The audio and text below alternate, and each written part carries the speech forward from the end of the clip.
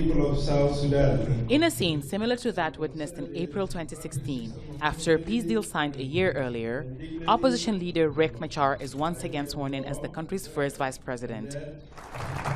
And so began a new transitional period for South Sudan, after more than 5 years of war. First, I want to take this opportunity to congratulate the people of the Republic of South Sudan for attaining peace. I want to assure you we will work collectively to end your long suffering. And bear true allegiance. 3 other vice presidents were also sworn in. A 5th is yet to be appointed. It comes as part of a revitalized version of a 2015 peace deal aimed at ending the war which started in 2013. The deal brings together several opposition groups besides the main opposition, led by the now first Vice President Riek Machar.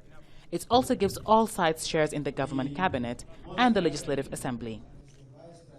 Saturday's swearing comes after several delays to the formation of a transitional government from May to November 2019 and then another 100 days.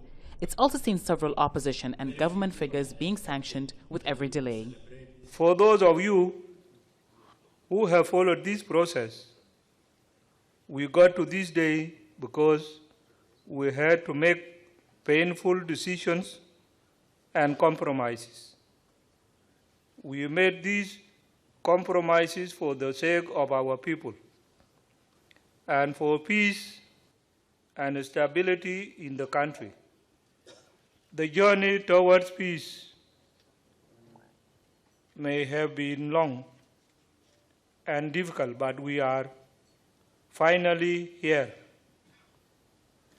I want to assure you that the peace we have signed is finally here.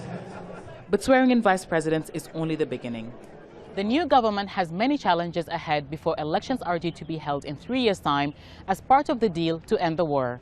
South Sudanese are suffering from high inflation as a result of the years of conflict, with hundreds of thousands unable to afford basic goods. Corruption is also a concern. And with the humanitarian effect of the conflict, many are hoping for improvement during the transitional period. A quarter of the country's 12 million people have been displaced as a result of fighting. And more than half rely on food aid, with 1.2 million of that being children. Some analysts say the work ahead should also focus on the relation between the now power-sharing partners. We cannot expect a complete trust among the different parties, but that's why there are frameworks laid within the peace agreement on what to do and how and when, and who to do it. But there is an element of basic trust that each of the, representatives in the government needs to have. Like, I can have a basic trust that we can deliver on a task. We don't need to like each other, but we have a task together. A lot of hope is spent on the new government after years of conflict. Some hoping that there is enough peace for them to finally return home. Others hoping the leaders focus on the country's interest and put an end to the damages done by the war. Hiba Morgan, Al Jazeera, Juba.